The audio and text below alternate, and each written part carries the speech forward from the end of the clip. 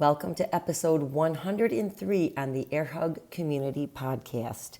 This is part 2 of the frequent female fitness flubs that you need to stop now.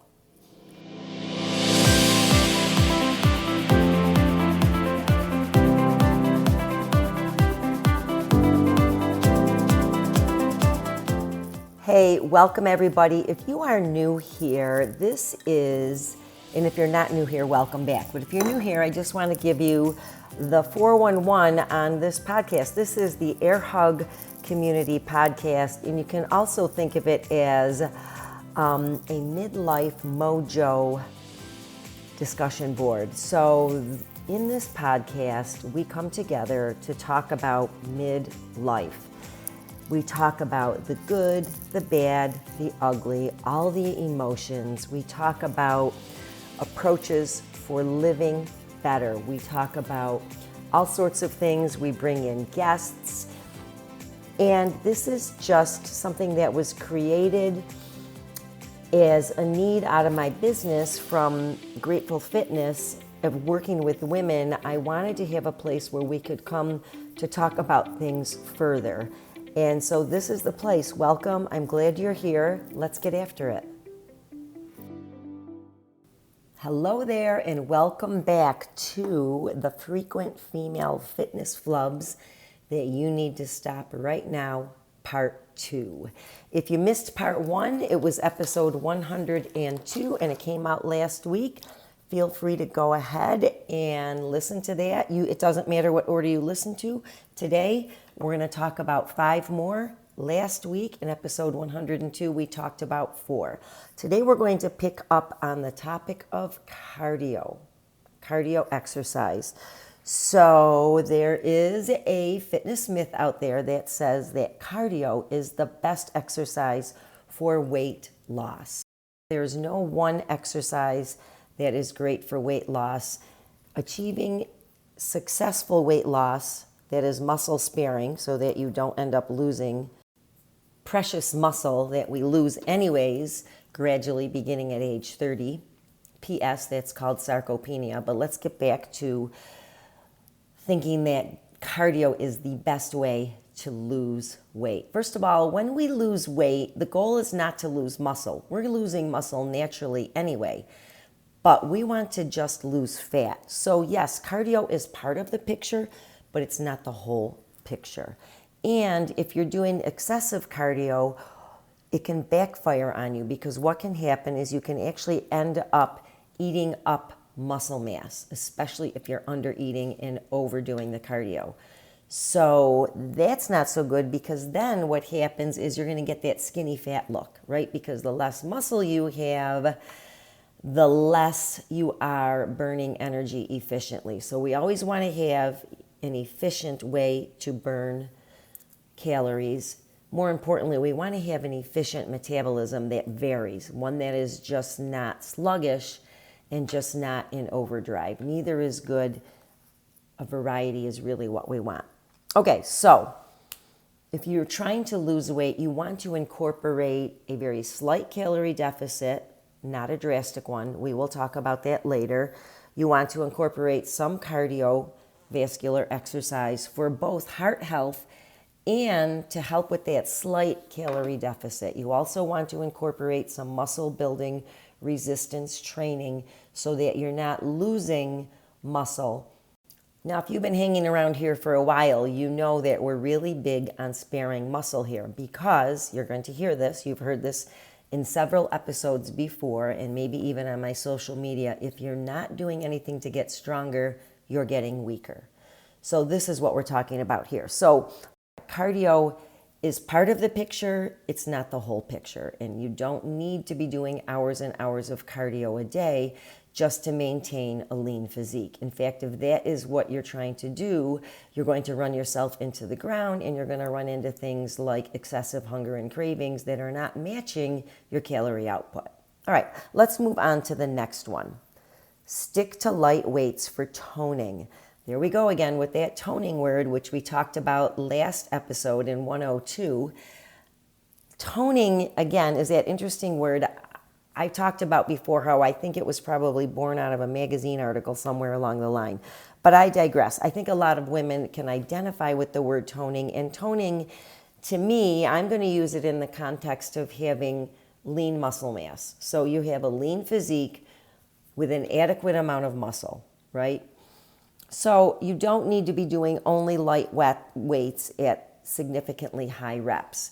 In fact, what you need to be doing, and there's no magic rep range here, but what you need to be doing, you can work within a variety of rep ranges, but you don't always need to be lifting the pink dumbbells and doing, 25 to 40 reps. So there are times when you can do, upwards of 20 to 25 reps, and there's times when you may only be doing 3 reps. But you don't want to always do one or the other. So, but I think a lot of times for women thinking about physique and toning, they just want to pick up the pink dumbbells and only do light weights.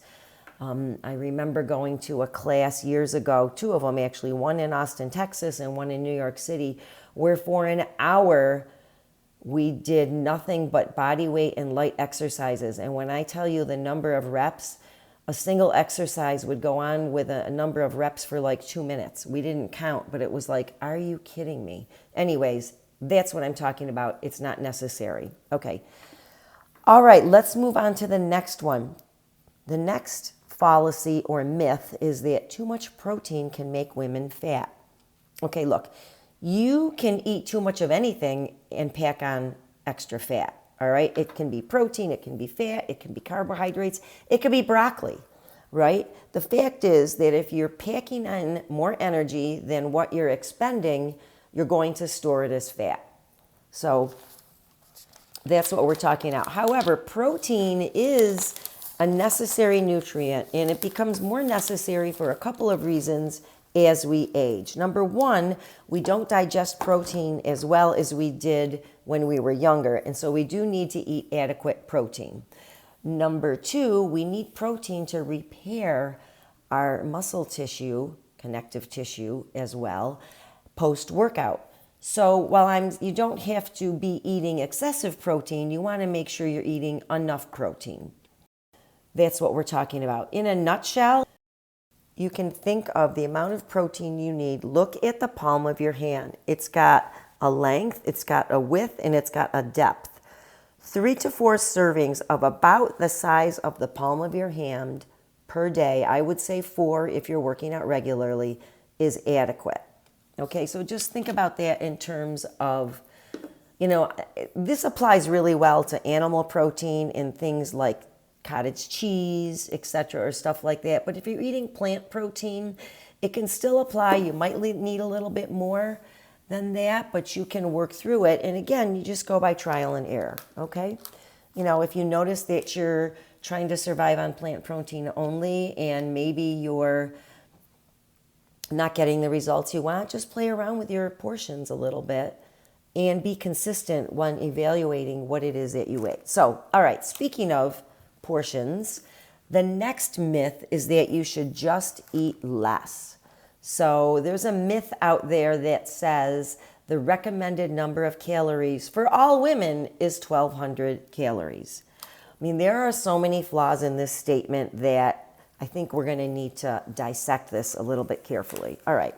The reasons that this is ridiculous and false is that women come in countless sizes and shapes.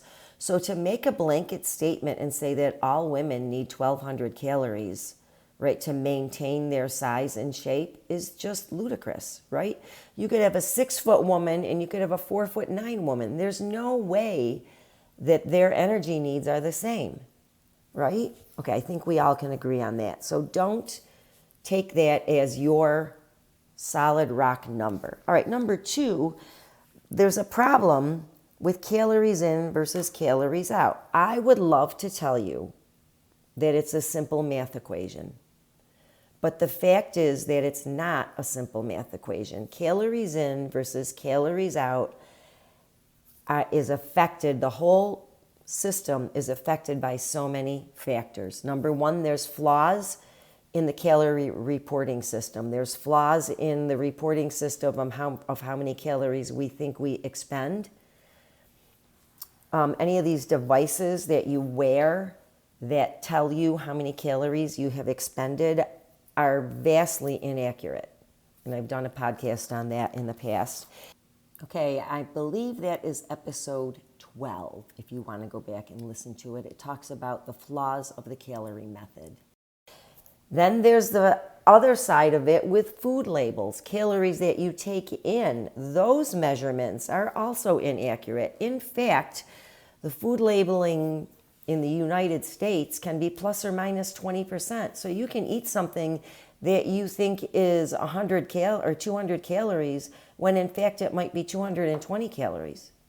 And then on the other hand, you may have thought that you've expended 200 calories exercising based on maybe your wearable device, when maybe in fact you've only expended 150 calories. So do you see how it can be frustrating to think that you're in a calorie deficit when you actually may not be? And that is not by any fault of your own. It's just the way the system is designed, and it's the best that we can do right now.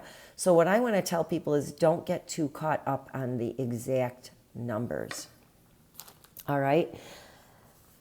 Then there's the problem of eating too little. So eating too little, let's say you've done everything right and you are in a calorie deficit, but if you're in too big of a deficit, it can backfire on you. That can actually stall your weight loss efforts. It can stall your strength gain efforts, and it can affect your overall energy levels and your overall health. So the fact is that under eating can really be stalling your progress. And one of the reasons for this is that the body is very adaptable. The body wants to get good at doing something. So let's say you always run 3 miles every day. Well, after a while, your body's going to be very good at running those 3 miles, and it will become efficient. And being efficient means that it will take less energy to run those 3 miles. So maybe it took you like X calories to run those 3 miles when you were first building up your endurance and getting there. But if you've been doing that for some time, now it might take you X minus 10% to achieve the same workout. Do you see what I'm saying? So we get better at what we're doing, which is part of the reason that we sometimes can't figure out why we're not making progress. So the reason the body is adaptable is because survival is our top concern, right?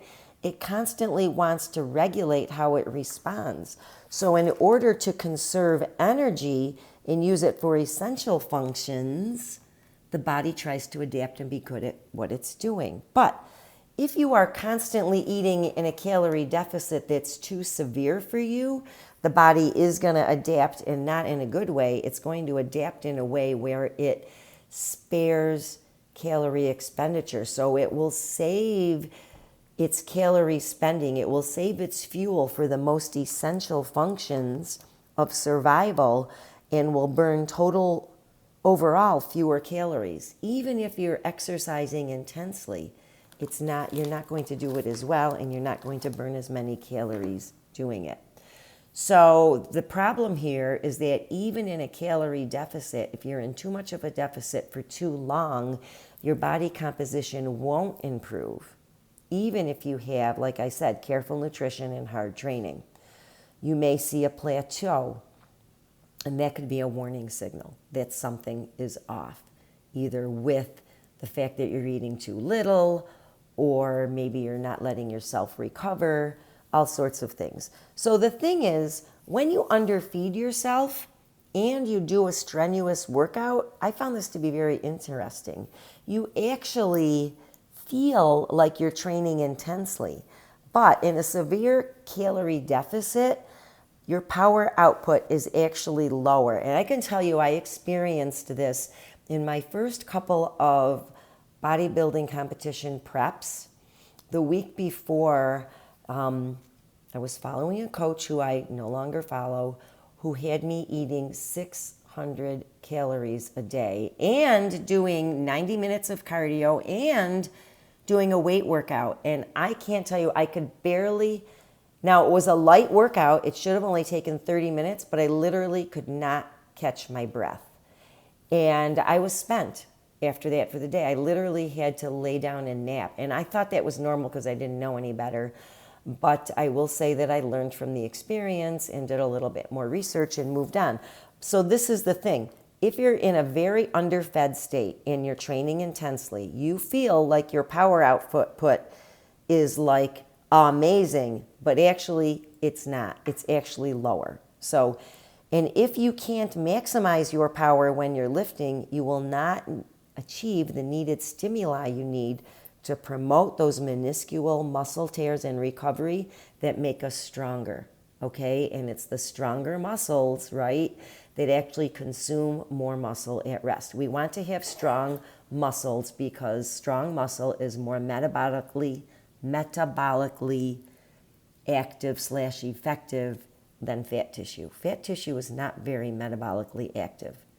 Are you with me on this? I hope so. All right, so the fact is, undereating can sabotage other things too, such as your recovery. It can mess with your sleep, all right? It can mess with repairing and rebuilding your muscles, all right? And it can even mess with your anxiety. By now, I'm sure you have all heard the term hangry, hungry plus angry. That's what I'm talking about as an example here. So, and remember, we need sleep to recover. So let's talk about if you actually want to achieve fat loss, okay, what can you do? All right, so you do want to eat in a slight calorie deficit. And here's the word I want you to remember. It has to be a sustainable calorie deficit. It's not something where you are constantly white knuckling through the day, where all you think about is food, and where you have cravings, where you even dream about the day when you can have that coveted food that you think you're not allowed to eat. That's too much. That's not a sustainable calorie deficit. A slight calorie deficit is something you do for a while, not for life. You might do it for 6 days and 6 2/3 days, and you might have one relaxing meal where you just have a little bit of indulgence. Maybe you order dessert once a week. Maybe you have a couple of glasses of wine on the weekend. I use those examples because to me those are real life examples. But for you it might be something else. You know, maybe you go out for a hot fudge sundae on Wednesday nights after your kid's baseball game or something, and that's your little indulgence for the week. But what I'm saying is you mostly eat in a small sustainable calorie deficit, and then you have one little, and the word is little, you know, one little time when you relax. And what happens is your body actually responds to that and is like, oh, she gave us more food. Yay, let's go ahead and burn more calories.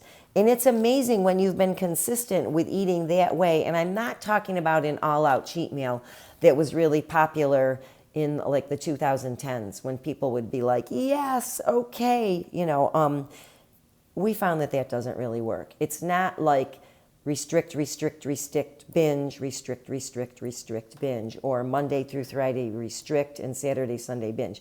That doesn't work, okay? We're talking about much smaller variations. So it's not the great big, you know, dips and indulgences. It's very little. Okay, so I just want to make sure. Also, I want to warn you and remind you that it's important to focus on getting enough protein. Remember, we talked about that palm a couple minutes ago.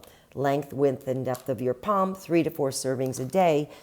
All right. We also, what else can you do? Make your carbohydrates plant-based and whole.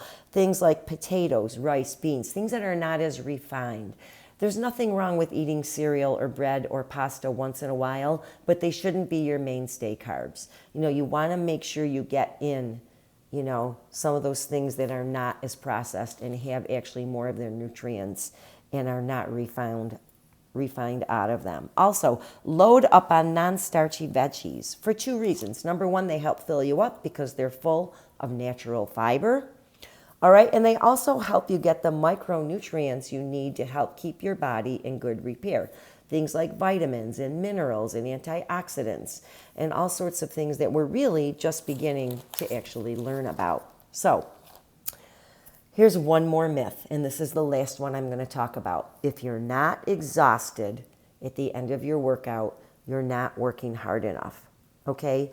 More tired is not better, all right? Yes, there are some workouts, I had one yesterday, where you're pretty exhausted by the end of it. There are other workouts, maybe you're doing a shoulder day, or maybe you're doing a lighter day where you're not exhausted, and it's fine. A light conditioning workout on some days, maybe a hard training workout, lifting workout on other days. All right. Not every workout needs to kick your ass. All right. Now, while we're on the topic of how hard to work out, let's bring up rest periods within the workout. Rest periods in a well-programmed workout are necessary to help you power through your lifts. Okay? If you're cutting yourself short on your rest periods, then you are not going to progress to lifting heavier and getting stronger. Or lifting more volume. You might be lifting moderate and doing maybe, 5 or 6 sets instead of 3 or 4 sets. But if you're cutting down on your rest, you're not giving yourself time to recover and generate enough energy from what's floating around in your bloodstream, what's available for you. So don't do the mistake of cutting your rest periods early, because you're really not. Again, this is a case where you think you're performing harder, but you're actually not. You're not doing as well as you think you are. And it's the perception of working harder that, okay, I got to start early. Don't, get into a workout program where you trust what you're doing. If you don't have the ability to write one for yourself, then get someone to write one for you. If you have any questions, you can contact me about that.